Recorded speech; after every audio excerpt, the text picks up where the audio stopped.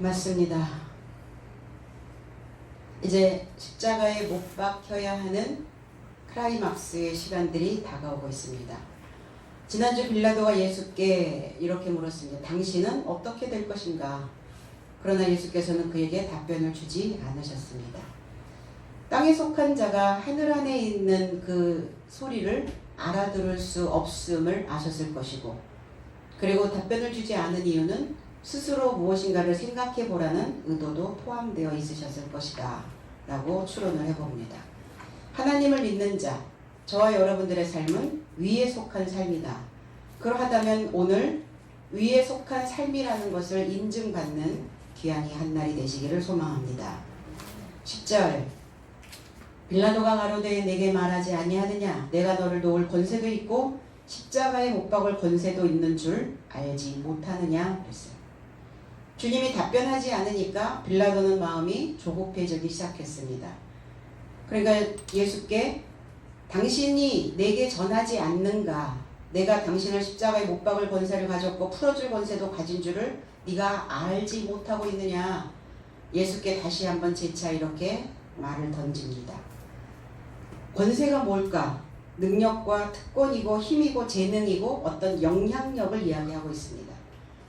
나는 너에게 어떤 영향력을 끼칠 수 있는 사람이다.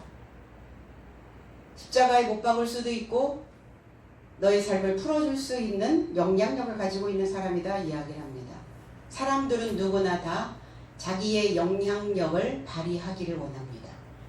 그리고 우리가 하나님을 믿는 이유도 뭐냐면 보편적 일반적 삶이 아니라 영향력 있는 삶이 되기 위해서 우리는 배우고 있는 것입니다. 그래서 오늘 이 불평감을 감수하고 영향력 있는 삶을 살기 위해서 오늘 이 자리에 모두 동참해 주신 줄로 믿습니다.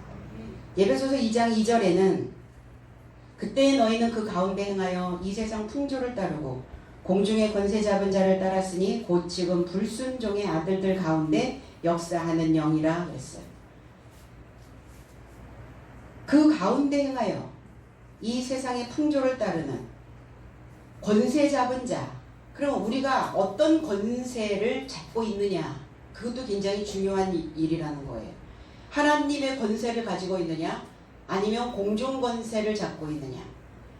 이 세상은 어떤 세상이냐, 코스모라고 하는 그 세상은 뭔가 바뀌어야 되는 거예요. 뭘로 포장되어져 있고 단장되어져 있지만 잘못 입고 있다는 겁니다. 잘못 입고 있는 것을 세상이라고 얘기해요. 그럼 우리는 예배를 통해서 무엇을 하는가? 잘못 입었던 것들을 벗어버리는 겁니다. 잘못 입은, 그리고 그 풍조를 따라 그랬어요. 풍조. 잘못 입은 풍조를 따라서 그 내세의 삶을 향하여 쫓아가고 있다는 겁니다. 그럼 한번 잘못 입으면 계속 연거푸 잘못된 인생을 살아가게 되어진다는 거예요. 우리의 두 발이 어디를 향하여 지금 쫓아가고 있는가?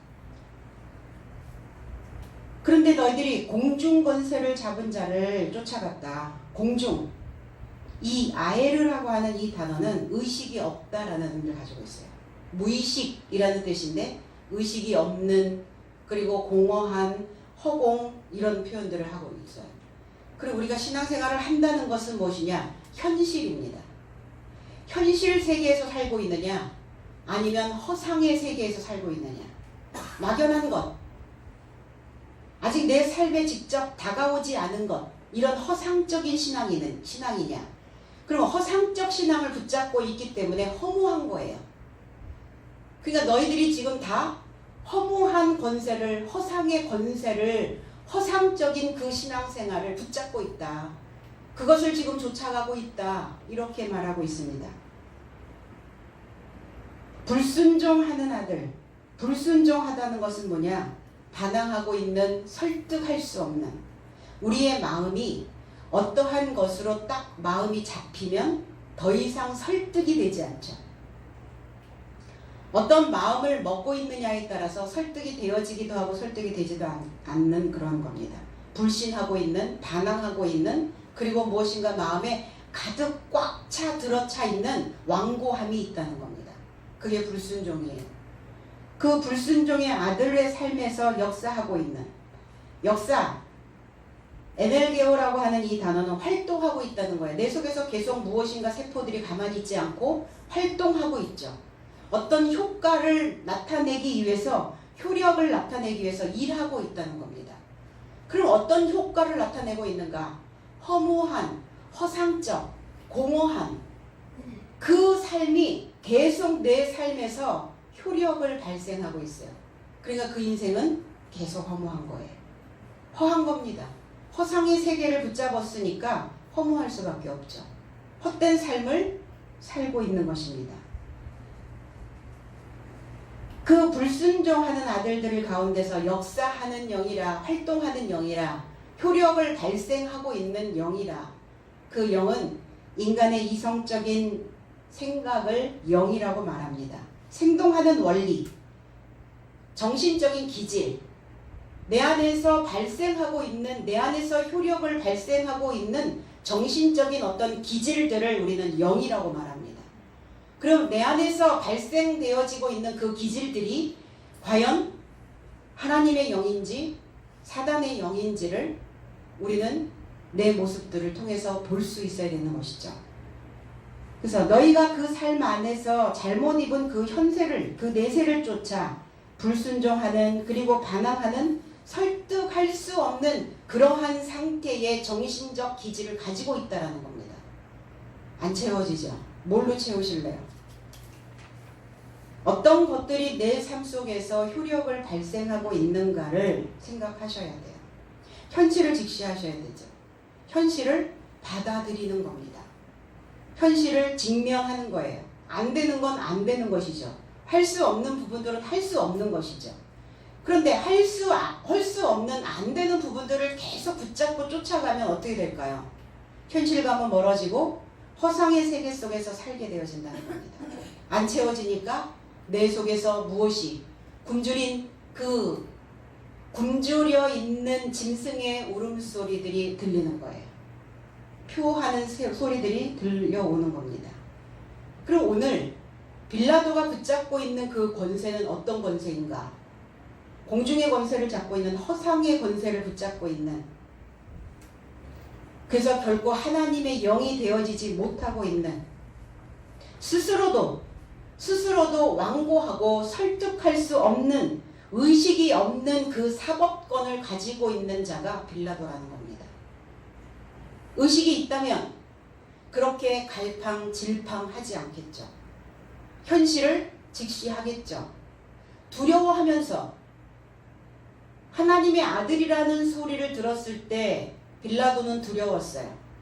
그래서 십자가에 못 박으라고 유대인들이, 대제사장들이 소리를 지를 때 나는 그에게 어떤 허물도 어떤 이유도 발견하지 못했다라고 계속 이야기를 하고 있으나, 그러나 그의 권세는 의식이 없는, 그리고 허무한, 헛된, 허한, 공허한 어떠한 그 영향력을 발휘할 수 없는 그 권세였다는 겁니다. 그래서 빌라도는 사실은 자기가 영향력이 있는 사람이라고 예수께 그렇게 자기를 어필하고 있기는 하지만, 주님이 볼 때는 어떨까요? 그 모습이, 하나님이 그 모습을 보고 있을 때 어떠한 모습일까요? 과연 믿음이 있는 자의 모습일까? 어떤 것에 중심을 붙잡고 가고 있는 자의 모습인가? 아니면 무엇인가 현세에서 발생되어지고 있는 이러한 거에 계속 나부끼고 있는 자의 모습인가? 그 영향력을 발휘할 수가 없는 자의 모습임에도 불구하고 자기는 영향력이 있는 사람이라고 자신을 그렇게 내놓고 있습니다. 이 단어가 히브리어로 가면 그브라라고 하는 단어를 만들어냅니다. 세력, 권세, 이러한 단어죠. 전도서 9장 16절에 그러므로 내가 이르기를 지혜가 힘보다 낫다마는 가난한 자의 지혜가 멸시를 받고 그 말이 신청되지 아니한다 하였노라 그랬어요. 지혜가 힘보다 낫다. 지혜는 호크마라고 하는 단어입니다. 진리의 말씀으로 울타리를 치고 그 안에서 호흡하는 자가 지혜자라는 거예요. 말씀으로 울타리 치셔야죠. 자꾸 허무한 것으로 울타리를 치면 어때요? 내 숨이, 내 호흡이 거칠어진다는 겁니다. 그러니까 뿜어내죠. 그 사나운 것들이 막 내 속에서 뿜어져 나온다는 겁니다. 그리고 그 정신에서 말하는 거에서 그 행동하는 것에서 진리의 말씀으로 나를 울타리 쳐놓고 있는가를 보실 수 있어야 되는 거죠. 힘, 바로 이 힘이라는 것이 그브라라고 하는 권세라는 것입니다. 이 권세가 힘이 낮다마는 좋은 것이다. 이 권세가, 이 힘이 좋은 것이다. 잘 되어 있는 것이다. 그러나 너희가 가난한 자의 그 지혜가 멸시받고 그랬어요. 오늘 사실은 주님께서 그 지혜자로 오셨음에도 불구하고 이 지혜자의 말씀이 멸시를 받고 있다는 겁니다. 업신여김을 당하고 있네요. 경멸하고 있는 겁니다. 그 말이, 그 지혜자의 말이 우리의 생각들을 정돈해내고 나를 가르치고 내가 허무한 권세로, 허무한 것으로 울타리 쳐놓고 있는 그 울타리를 부숴버려야 되는데 이 지혜자의, 지도자의 메시지를 붙잡지 않는다면 계속 내 속에서 둘러치고 있는 그 울타리는 허무할 수밖에 없다는 겁니다. 그 말이 신청되지 아니하였다. 분별해내지 않았다는 거예요. 그 말씀을 주의 깊게 듣지 않고 있다는 겁니다. 그래서 너희 속에서 지혜자의 말씀을 거의 찾을 수가 없게 되었도다. 찾아볼 수가 없다. 진리의 말씀으로 울타리를 치고 그 안에서 호흡하는 자가 그 정신과 그 말과 그 행동이 일치되어지지 않는다는 겁니다. 오늘 빌라도의 상태가, 그리고 대제사장과 표면적으로 믿고 있는 이 유대인들의 삶이 지혜자를 멸시하고 있는 자들의 모습과 같다고 말씀하고 있습니다. 11절, 예수께서 대답하시되 위에서 주지 아니하셨다면 나를 해할 권세가 없었으리니 그러므로 나를 내게 넘겨준 자의 죄는 더 크니라 하시니 그랬어요. 네가 아무리 영향력이 있다고 하여도, 네가 권세가, 힘이, 능력이, 재능이 있다 하여도 그 모든 것은 다 하늘에서 내려오는 것이다. 다 위에서 주시는 것이다. 그러니까 위에서 주시는 삶을 내가 만들어내지 않으면 우리는 금방 이 바탕들이 흔들려 버린다는 겁니다. 그러니까 자랑할 것이 없다는 거예요. 네 자체에서 만들어질 수 있는 힘이 아니라는 거죠. 빌라도 네가 가지고 있는 그 영향력이 어떤 영향력이냐는 거예요.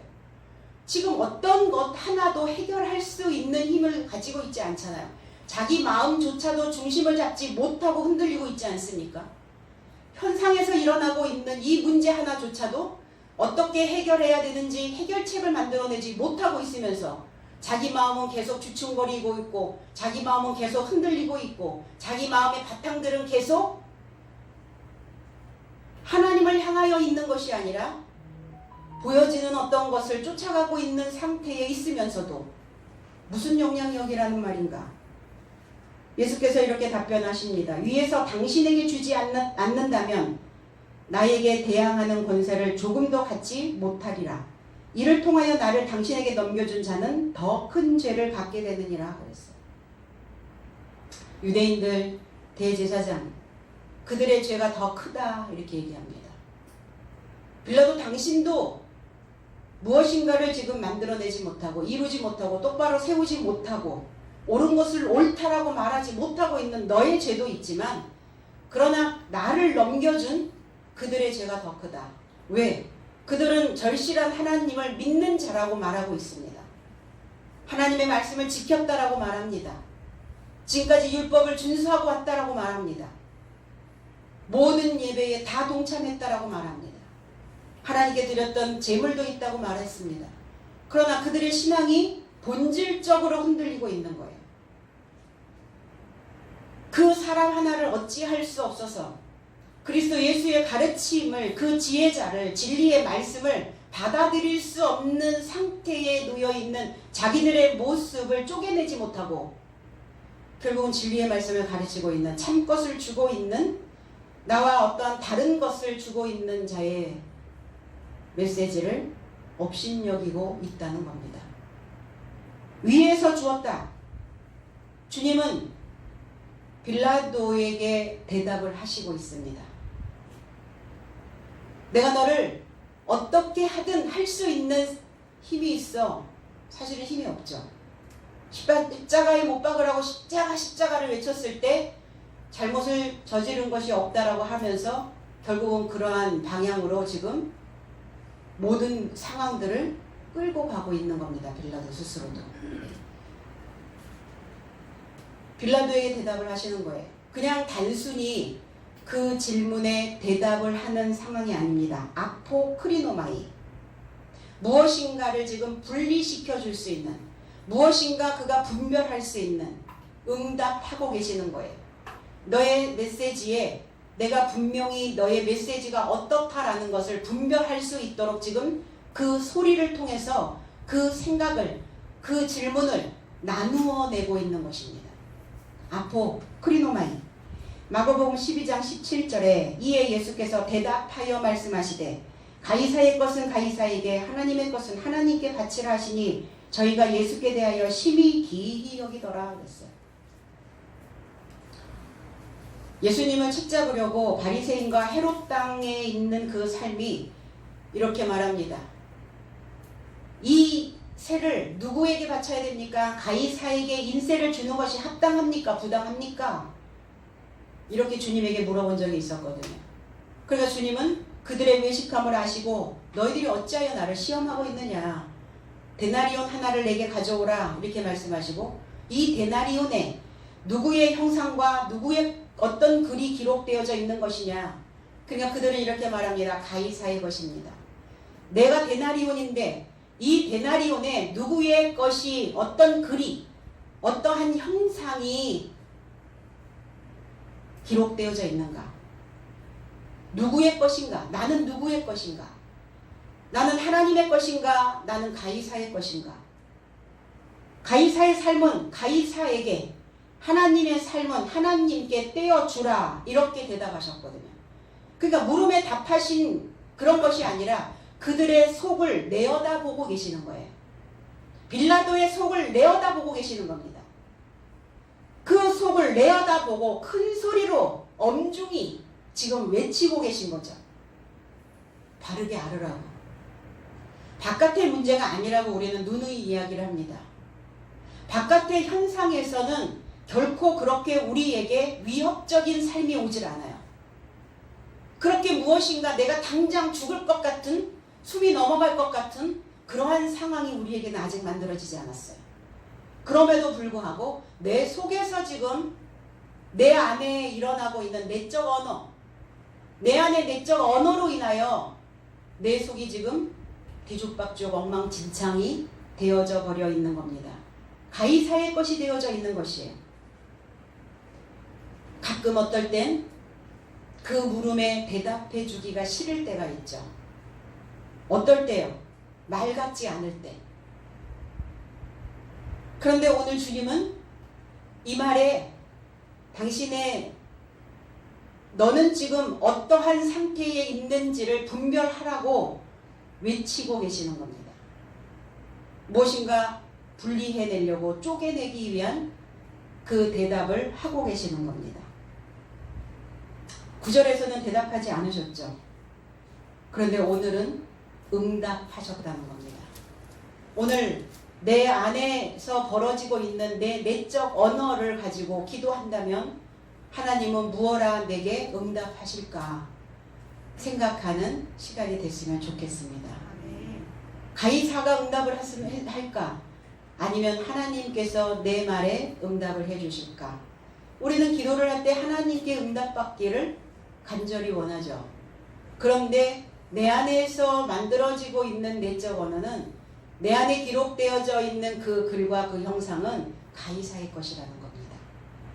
가이사는 누굽니까? 자, 가이사가 그 밑에 절을 내려가면 가이사가 나오죠. 에스겔 14장 7절로 8절에는 이스라엘 족속과 이스라엘 가운데 우거하는 외국인 중에 물은 나를 떠나고 자기 우상을 마음에 들이며 죄악의 걸림돌을 자기 앞에 두고 자기를 위하여 내게 묻고자 하여 선지자에게 가는 모든 자에게는 나 여호와가 친히 응답하여 그 사람을 대적하여 그들을 놀라움과 표징과 속담거리가 되게 하여 내 백성 가운데서 끊으리니 내가 여호와인 줄을 너희가 알리라.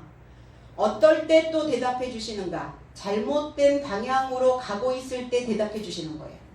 지금 빌라도에게 대답해 주시고 있었던 것은 가이사의 것이냐 하나님의 것이냐 라고 그렇게 대답해 주신 것은 너희들이 지금 잘못된 것을 가고 있다라고 말씀하고 계시는 겁니다.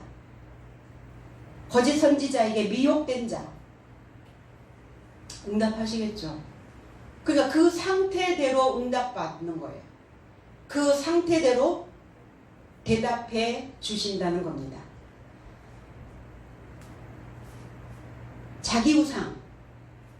자기 우상을 마음에 들이며 그랬어요. 자기 우상이라는 것은 뭐냐? 어떤 기회를 찾으러 굴러가는 거예요. 자기에게 무엇인가를 어떤 기회를 주고자 굴러가는 거예요. 굴러가는 인생.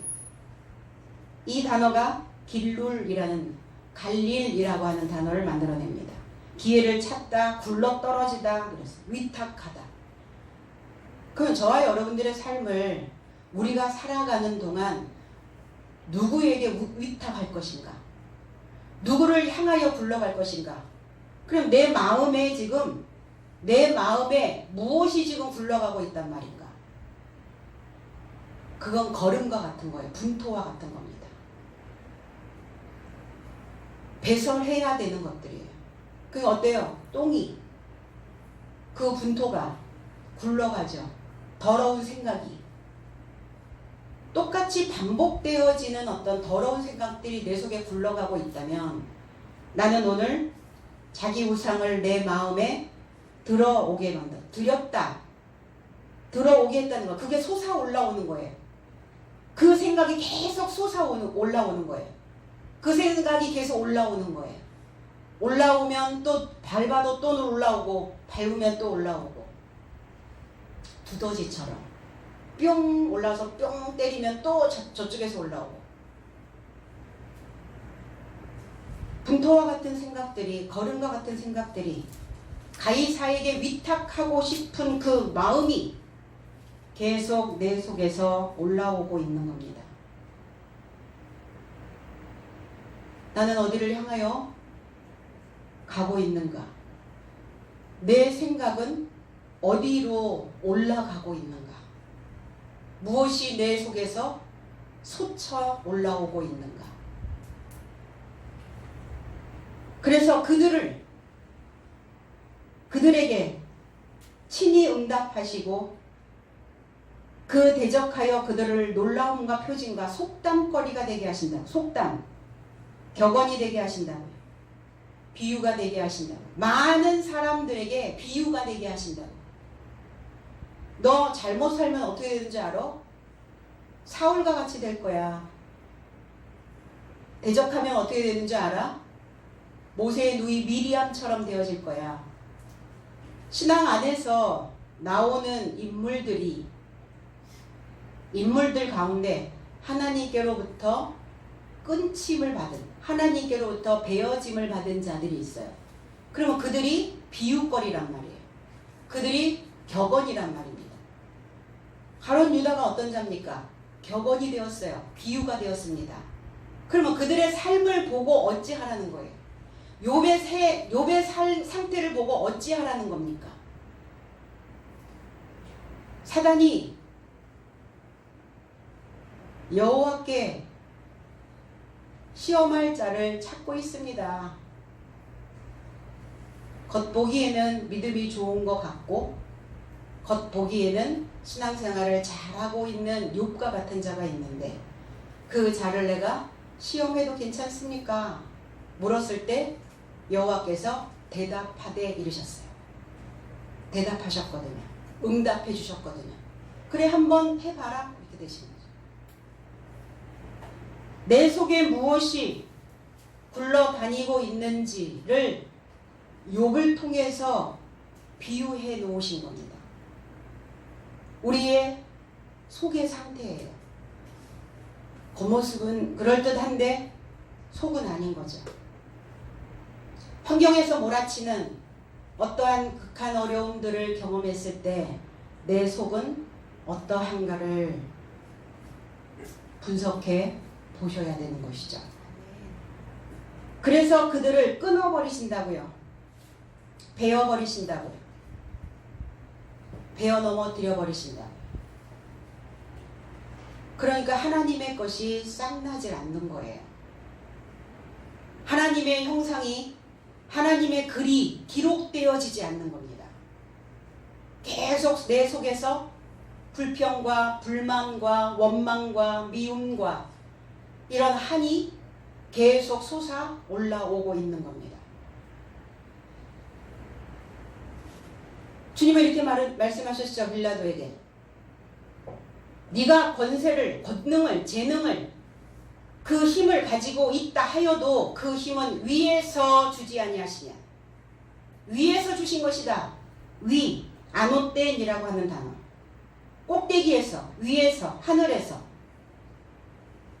골로새서 3장 1절로 2절에는 그러므로 너희가 그리스도와 함께 다시 살리심을 받았으면 위의 것을 찾으라. 거기는 그리스도께서 하나님 우편에 앉아 계시느니라. 위의 것을 생각하고 땅의 것을 생각하지 말라. 우리는 땅에서 살고 있으니까 늘 땅만 바라보고 살아야 되나요? 아니요. 좀 더 높이, 좀 더 올라가시라는 거예요. 그냥 바닥에서 있는 바글거리는 그 생각 말고 좀 나를 띄우시라고요. 띄워서 보면 객관화 되어질 수 있어요. 당장 뭐가 어찌 되는 게 아닌데, 당장 전쟁통에서 내가 지금 생사가 오고 가는 상황도 아닌데, 내가 지금 생존을 할 수 없을 만큼 그러한 상황, 척박한 상황도 아님에도 불구하고 내 안에서 끊임없이 땅의 것이 올라오는 것이죠. 위에서 주신 삶, 위의 것은 무엇이냐? 그리스도입니다. 위에 있는 삶, 그리스도예요. 그리스도가 무엇이냐? 기름입니다. 위의 것을 생각하지 않으면 기름이 말라버려요. 내 바닥에 기름이 말라버리니까 어때요? 쫙쫙 갈라져 버리잖아요. 물이 공급이 되지 않으니까 다 바닥이 드러나는 거예요. 바닥이 드러났을 때 보셔야 해요. 이걸 바깥으로 꺼내놓으면 내가 여러 잡겠죠. 네. 여러 사람 잡아요. 여러 사람 잡지 마시고 내 속에 있는 생각 잡으시라고요. 그리스도, 땅의 것은 뭐냐? 육체의 생각이에요. 육체는 조금도 불편한 거 못 참고, 육체는 내가 가지고 있을 만큼 어떤 것을 유지하고자 하는 유지 상태를 원해요. 무엇인가 점점 줄어들고 있다라는 생각이 훅 올라오면 견딜 수가 없는 상황이 만들어지죠. 내 속에서 막 동동동동 거리는 거예요.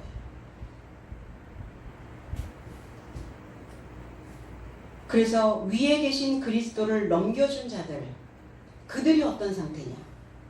땅 안에 있는 자들이에요. 땅에 속하여 있는 애굽이요 소돔이요, 그들의 죄가 더 크다 이렇게 말씀하셨거든요. 알고 있는데, 내가 내 속을 알아보고 있는데 이것이 잘 해결되지 않는 자의 죄가 더 크다는 거예요. 모르면 몰라서라고 핑계댈 수 있는데, 내가 이러면 안 된다라는 걸 알면서도 그 마음이 계속 그러한 가이사의 것을, 땅의 것을 솟쳐내고 있다면 그 죄가 더 크다는 겁니다. 그들은 알고 있었을 거예요. 알아차렸을 겁니다. 유대인의 왕이라는 것을 알아차렸을 거예요. 왜 알아차렸을까? 과연 그 교훈이 권세 있는 교훈이다라고 바리새인들이 인정한 적이 있어요. 자기들이 그동안 들었던 교훈과 자기들이 그동안 들어왔던 메시지가 주님의 메시지 속에서 다르다라는 것을 그들은 알아차렸어요. 그런데 왜, 무엇 때문에 인정하지 않을까? 자기들 속에서 들볶이고 있는 것을 들키지 않으려고 덮어놓기만 했다는 거예요. 당신의 그 메시지를 들을 때, 위에 메시지가 내려올 때 이 땅이 갈라져 있는 이 땅들이 그것을 흡수하기 위해서 어떠한 작용이 일어나야 되겠는가? 가만히 있다고 해서 그것이 흡수되는 게 아닙니다. 땅은 뭘 하셔야 돼요? 내 속에서 흡수를 방해하는 요소들을 다 걸러내셔야 되거든요. 하늘에서 내려오는 그 비를 이 땅이 흡수를 할 때 이 땅에서 흡수하고 있는 것을 방해하는 그런 것들을 다 뱉어내셔야 해요. 그러니까 그게 불편하거든요. 어떠한 그 반응에 내가 움직여야 되니까 그게 불편한 거예요. 그래서 받아들이지 않는 겁니다. 그래서 내 문제가 아니라 너의 문제라고 그렇게 쏘는 거예요. 그게 가장 편리한 방법이기도 하거든요. 내 문제는 아니야. 너 때문이야. 네 문제야. 네가 그래서 그래. 근데 왜 내가 복귀죠? 쟤의 문제인데 쟤만 복귀해야 되잖아요. 근데 쟤의 문제라고 던졌는데 쐈는데 왜 내가 복귀고 있는 거야? 내 안에서 올라오는 내적 언어는 내가 나를 복고 있네. 누구의 문제예요? 나의 문제라는 거예요. 누구의 원인도 아니에요. 어떤 극한 상황에서도 살아남을 수 있는 것은 바깥의 환경으로 인하여 살아남는 게 아닙니다. 어떤 극한 상황에서 죽는 것은 바깥의 환경 때문에 죽는 게 아니에요. 스스로 자기의 정신줄을 놓기 때문에 살아남지 못하는 거예요. 내 마음에, 내 정신에 하나님의 말씀으로 울타리치지 못하기 때문에 못 견뎌 하는 거예요. 우리는 끊임없이 그 소리를 들었음에도 불구하고 어떤 문제가 바깥에서 발생이 되면, 그러니까 문제는 밖에서 발생된다니까요. 문제 어떤 거리든 어떤 작은 거리든 큰 거리든 바깥에서 들어가요. 그리고 들어오면 내 안에서 이거를 해석하셔야죠. 요즘 우리나라 사람들, 우리나라 아이들이 가장 부족한 것이 뭐냐면 문해력이라고 하더라고요. 문해력. 어떠한 단어가, 어떠한 문장이 들어오면 그 문장을 가지고 새롭게 구성을 하고, 그 정보가 들어오면 그 정보를 활용할 수 있는, 그래서 어떤 어휘가 내 안에 들어오면 그 단어를 가지고 어떻게 구성하고 어떻게 이것을 펼쳐내야 되고 이것을 어떻게 해석해야 되는지, 이 문해력들이 없다 보니까 어떤 단어가 내 안에서 솟쳐 올라오면 이것을 어떻게 활용해야 될지를 모르는 거예요. 그러니까 이것을 내 속에서 문해력을 만들어서 이것들을 능력 있게 펼쳐낼 수 있어야 되는데, 펼쳐낼 수 있는 문해력이 없다 보니까 이걸 바깥으로 쏴버리는 거예요. 던져버리는 거예요, 그 사람에게. 우리가 지금 오해하는 공부가 뭡니까? 문해력 키우는 거예요. 문해력을 만들어내는 거예요. 읽고, 쓰고, 듣고, 말하고. 이게 기본 단위거든요. 교육의 기본 단위. 문장이 들어오면 그 단어 하나를 가지고 이거를 어디에다가, 어느 곳에다가 이것을 써야 될 것인가, 이거 지금 구상하지 않아요? 그 문해력을 키우는 겁니다. 그러다 보니까 책을 읽어도 어떤 내용인지 모르고, 내 속에서 어떤 단어가 들어오면 이 단어가 무슨 의미인지 이해하지 못하는 거예요. 그러니까 당연히 본능이 이기죠. 1차원적인 언어가 이긴다는 거예요, 계속. 그럼 1차원적인 언어는 어때요? 내 본능에서 올라오는, 무의식에서 올라오는 언어들이거든요. 그 소리를 이겨 먹어야 되는데 못 이겨 먹는 거예요. 그래서 배우는 거죠. 오늘 대제사장들과 유대인들, 오늘 그리고 박쥐처럼 양다리를 걸치고 있는 빌라도의 죄가 더 크다고 주님은 그렇게 대답해 주고 계십니다. 12절로 13절, 이러함으로 빌라도가 예수를 놓으려고 힘썼으나 유대인들이 소리질러 가로되 이 사람을 놓으면 가이사의 충신이 아니니이다. 무릇 자기를 왕이라 하는 자는 가이사를 반역하는 것이니이다. 빌라도가 이 말을 듣고 예수를 끌고 나와서 박석 히브리 말로 가바다 이란 곳에서 재판석에 앉았더라. 빌라도는 예수를 풀어주려고 또 찾았어요.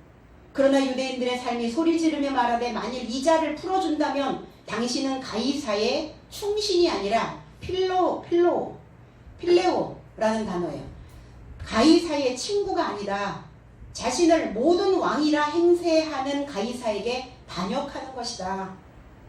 그런즉 빌라도가 이 말을 듣고 예수를 밖으로 인도하여 히브리식 가바다 박석이라 말하는 곳에 이르러 재판석에 앉았더라 그랬어요. 그러니까 또 빌라도는 지금 불안한 거예요. 불안한 행동을 지금 하고 있는 거예요. 풀어주려고 예수를 풀어줄 이유를 찾았으나 가이사의 친구가 아니다. 가이사를 반역하는 것이다 라는 소리에 혹 풀어주려고 하는 생각을 그냥 접어버리는 거죠. 긍휼을 베풀려면 자비를 베풀려면 자비를 베푸시고 그 인생을 내 삶 속에서 끊어내시려면 끊어내시고 양당 간에 결정을 해야 되는데 빌라도처럼 끊어내지도 못하고 자비도 못 베풀고 그러고 있는 거라. 그럼 이 빌라도 얼마나 볶이겠어요 속이. 얼마큼 볶아야 되겠어요 내 속을.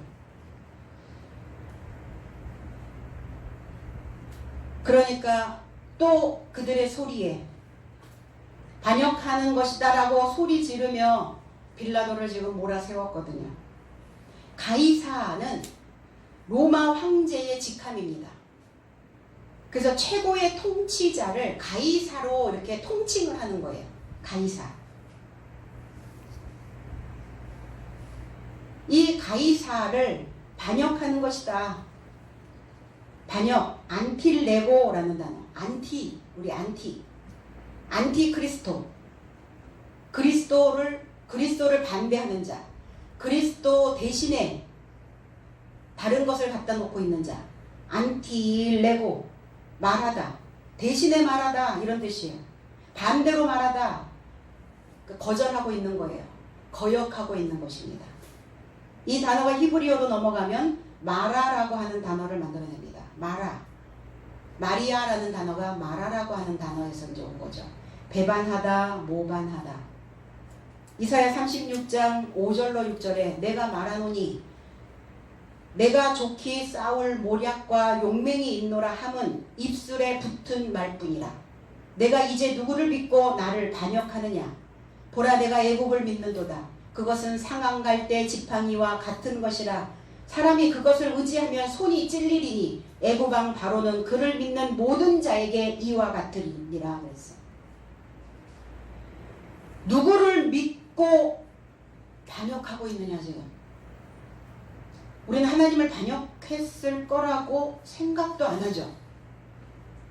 그런데 하나님을 반역하는 것이 뭐냐면 네가 말하기를 나는 싸울 수 있는 모략도 있고, 모략이라는 것은 뭐냐? 방책, 어떠한 충고, 싸울 수 있는 어떤 신중함, 나에게 어떠한 상황이 벌어지면 나는 이 문제를 신중하게 생각할 수 있는 그 방책이 있어. 모략도 있고 용맹도 있고.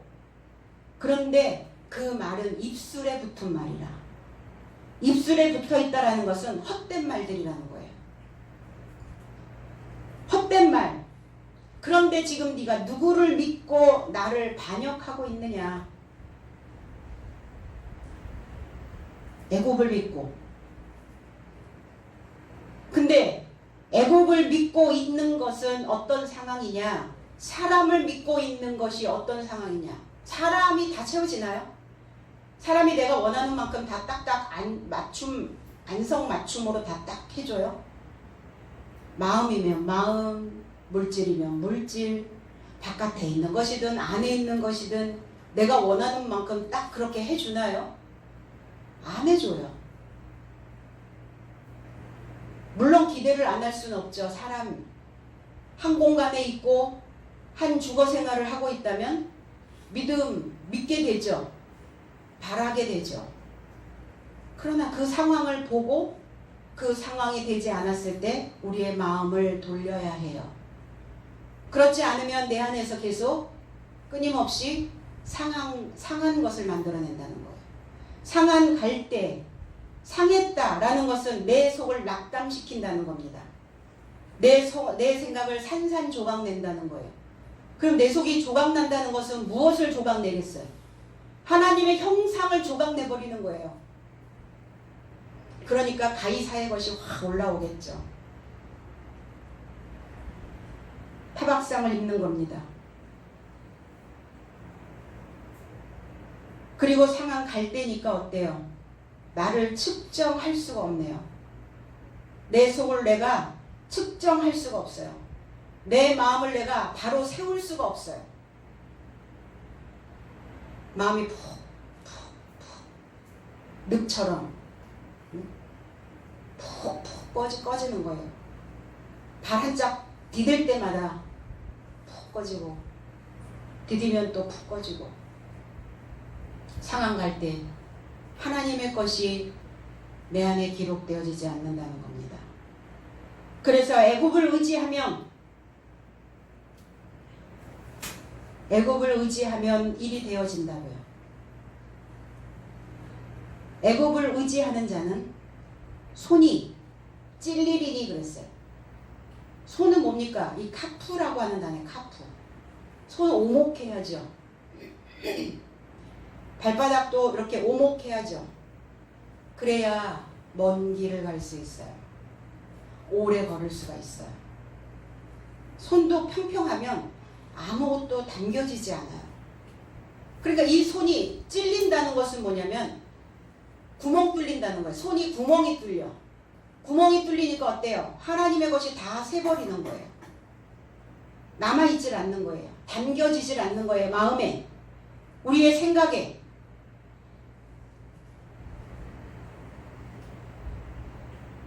그래서 뭐가 다 새나가 이렇게 표현하죠. 뭐가 새고 있는지 생각하셔야 됩니다.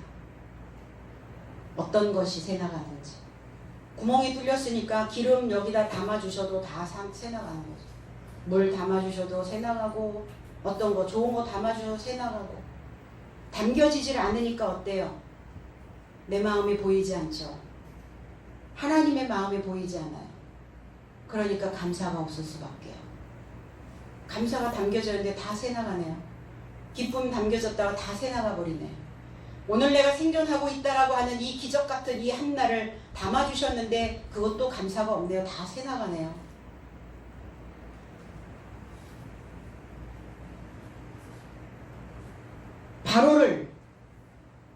바로를 믿는 모든 자에게, 모든 믿는 자는 그렇다.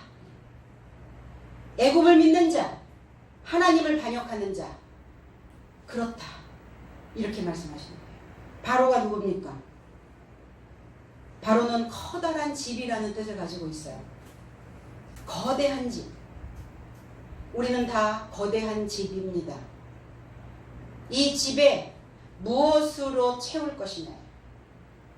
다 바로인데 바로라고 하는 그 속에 하나님의 것을 채우면 하나님 집이 될 것이고, 보여지는 육체, 사람을 믿는 애국, 그것을 채우면 바로의 집이 될 겁니다.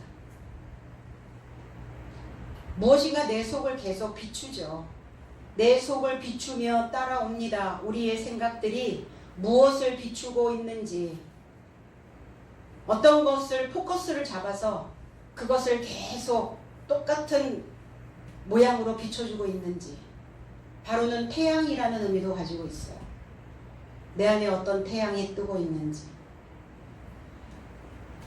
지금 누구를 반역하고 있는가? 하나님을 거역하는 삶을 우리는 이제 멈춰야 될 줄로 믿습니다. 하나님이 없는 사람,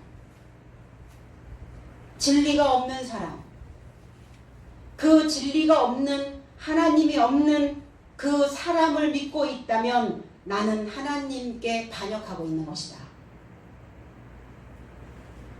말은, 입의 말은 하나님을 믿는다고 하면서 사는 모양새는 낙담되어지고 있는 거예요.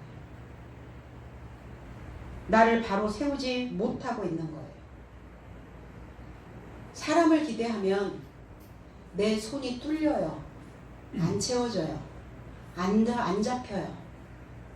한 움큼 치고 싶은데 못 잡아요.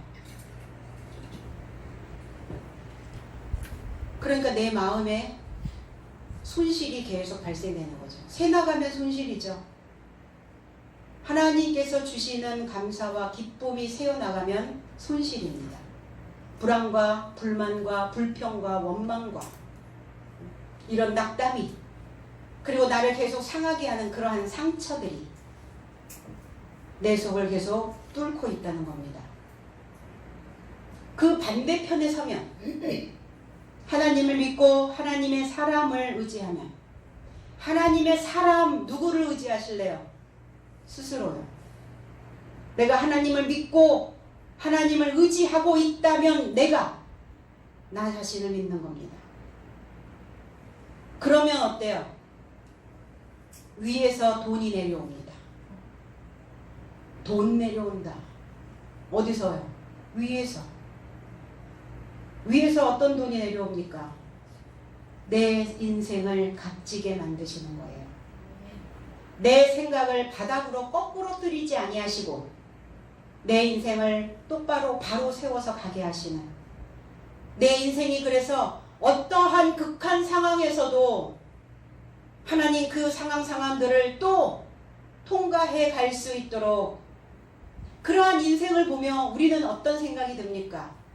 야, 저 극한 상황에서도 저 사람 생존율이 높네, 이러고 끝나나요? 야, 대단하다. 어떻게 저렇게 할 수 있을까? 어떻게 저런 환경에서 저 상황들을 통과하고 갈 수 있을까? 야, 참 위대하다. 그러니까 그 사람이 값져 보이는 거예요. 그 사람 자체가 돈이 되어지는 겁니다. 보물과 같은 자가 되어지는 거예요. 부모가 보물 같아야 자식이 보석처럼 빛난다는 것을 생각하셔야 됩니다.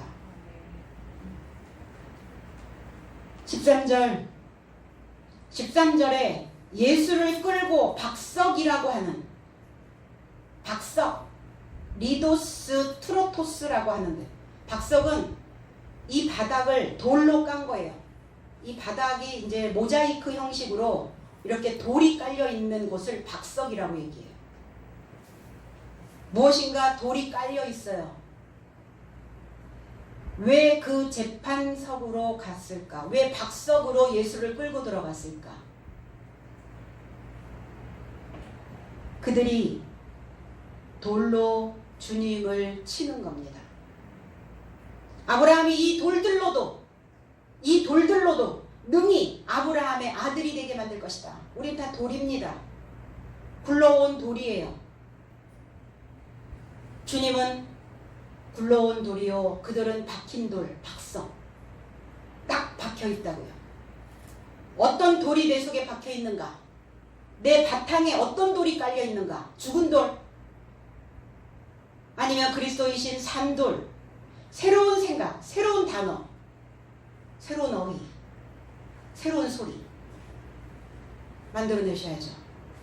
박혀있는 그 소리가, 그 박석이, 그 죽은 돌이 나를 계속 힘들게 만든다면, 상처를 준다면 내 바닥에 깔려있는 그 박석은 죽은 돌입니다.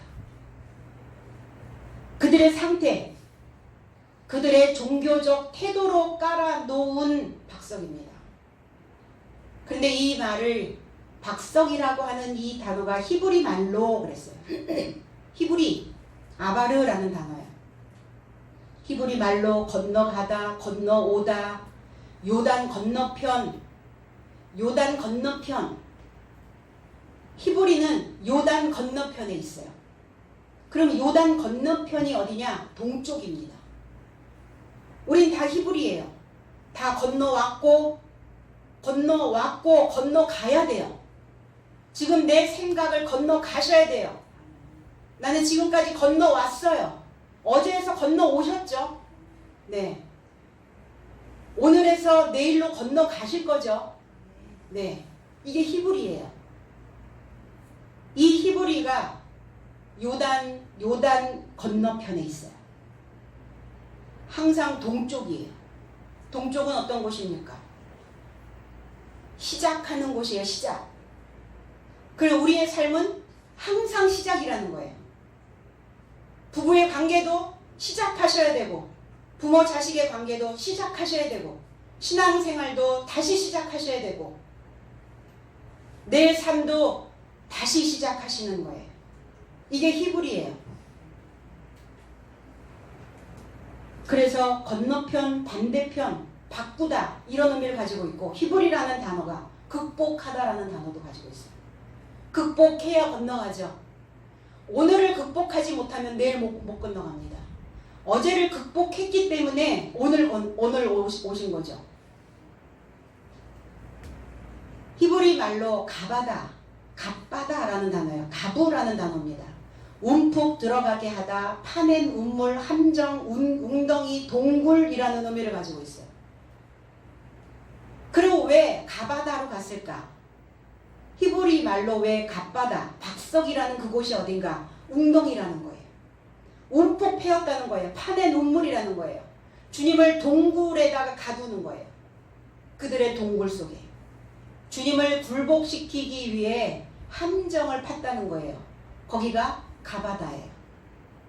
내 속에 어떤 함정을 파놓고 계십니까? 내 생각이, 내 삶이 행복하지 못하도록 함정을 파요.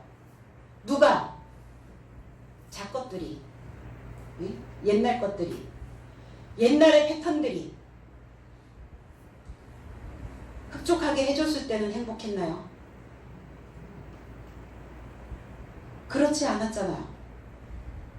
그런데 그 생각이 함정을 파놨어요. 그 굴 속에 주님을 던져놓은 거예요. 누구처럼? 다니엘처럼. 다니엘 6장 16절에 이에 왕이 명령하매 다니엘을 끌어다가 사자 굴에 던져 넣는지라. 왕이 다니엘에게 이르되 내가 항상 섬기는 너희 하나님이 너를 구원하시리라 하니라 그랬어요. 다니엘이라고 하는 의미는 하나님은 나의 재판관이라는 뜻이에요. 오늘 내가 다니엘이 되어져서 하나님이 나의 재판관이라면 나에게 어떤 언도를 내리실까요?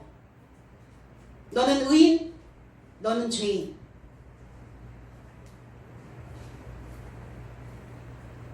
다니엘은 다윗의 둘째 아들입니다. 아비가일이라고 하는 그 갈멜 여인에게서 나온 소생이기도 합니다. 다니엘이 바벨론 포로로 잡혀갔죠. 그때 다리오 왕이라고 하는 자가 다니엘을 세워서 전국을 다스리게 했어요. 왜? 영특하거든요. 지혜로웠단 말이에요. 그런데 그 바벨에 있는 총리들과 고관들이 다니엘을 시기질투하기 시작했어요. 그러니까 다니엘이 잘못할, 고발할 근거를 계속 찾는 거예요. 근데 이 고관들이, 이 총리들이 다리오 왕에게 이렇게 얘기를 합니다. 30일 동안 누구든지 다리오 왕 외에, 당신 외에 어떤 신에나 어떤 사람에게 무엇을 구하면 그를 사자굴에 던져넣기로 하십시오. 그래서 이 언약이, 이 금령이 절대로 변하지 않도록 당신이 최고의 왕인 것을 드러내셔야 됩니다. 이것을 금령으로 만드십시오. 이렇게 부축입니다. 그러니까 다리오 왕이 그 금령에 어인을 찍어버리는 거예요. 그런데 다니엘이 어때요? 다니엘이 집에 와서 윗방에 올라가 이랬어요. 다니엘이 위로 올라갔다고요. 위에 선한 지식을, 높은 지식을, 지혜 있는 그 자의 메시지를, 그래서 윗방에 올라가 하루 3번씩 무릎을 꿇고 기도하며 하나님께 감사했다 그랬어요. 그러니까 이제 고발 조치가 된 거죠. 다니엘이 자기의 신께 기도를 하더이다. 그러니까 당신이 지금 그 금령을 이제 행사하십시오. 그러니까 다리오 왕은 또 안타까운 거예요. 그러니까 다리오 왕이나 지금 바벨의 다리오 왕이나 지금 로마의 빌라도나 같은 상황인 거죠. 다니엘을 구원하려고 마음을 쓰며 그를 건져내려고 힘을 다했으나 결국 사자굴에 던져집니다. 사자, 맹렬하다. 그리고 찌르다. 무엇이 내 속에서 맹렬하게 올라옵니까? 무엇이 내 속에서 맹렬한 기운을 가지고 표호하고 있냐고요. 어떠한 생각이 나를 자극하고 찌르고 있습니까? 그게 사자라고요. 사자굴. 자, 이 가바다라고 하는 단어, 이 가부라고 하는 이 박석에 던져넣는지라 그 인생을 넘어지게 하려고요. 내가 세워지면 어때요? 하나님을 믿는 자가 세워지면 씨를 내놓잖아요. 씨를. 많은 자를 생산하게 되잖아요. 그러니까 넘어뜨리려고 하는 거예요. 그래서 사자굴에 던져진 다니엘처럼 오늘 예수께서도 그 으르렁거리고 맹렬하고 그 혀로 사람을 찔러대는 그 사자굴에 지금 던져진 거예요. 주님들. 믿음, 내가 믿는다라고 하는, 내가 하나님의 형상이라고 하는 것에는 거짓이 없어야 해요. 그래서 거짓인지 참인지 드러나게 하셔요. 드러나야 바꿀 거 아닙니까? 아, 내 상태가 지금 이런 상태구나. 내 속에 굴에다가 지금 누구를 던져놓고 계시냐고요. 내 바닥에 깔려있는 죽은 돌에 구멍을 내서 누구를 거기다가 함정에 빠뜨리고 계시냐고요. 스스로 내가 함정에 빠졌어요. 내 생각에 함정에 빠졌다는 겁니다. 믿음은 하나님을 믿는다고 말하는 순간 타협은 없고요. 그리고 하나님은 대충 믿게 할 수 없기 때문에 우리를 건드리시는 거예요. 어쨌든 지금 이 박석이라고 하는, 이 가바다라고 하는 이 함정에서, 이 곳에서, 내 마음의 그 바탕에서 살아남기를 바랍니다. 그래서 다시 산돌로 다시 내 바탕을 다시 깔으시고, 그리고 우리 삶 속에서 믿음의 그 개가를, 승전가를 힘차게 부를 수 있는 제자들의 삶이 다 되시기를 주님의 이름으로 축복합니다. 기도하겠습니다.